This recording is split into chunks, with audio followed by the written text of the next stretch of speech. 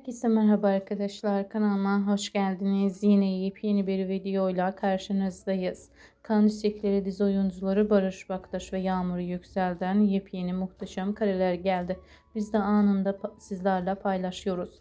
Dilbar'dan gelen yepyeni kameralarını da sizlerle paylaşacağım. Gözünüz kulağınız kanalımızda olsun. Bir sonraki videomuzda görüşürüz. Hoşça kalın, iyi seyirler.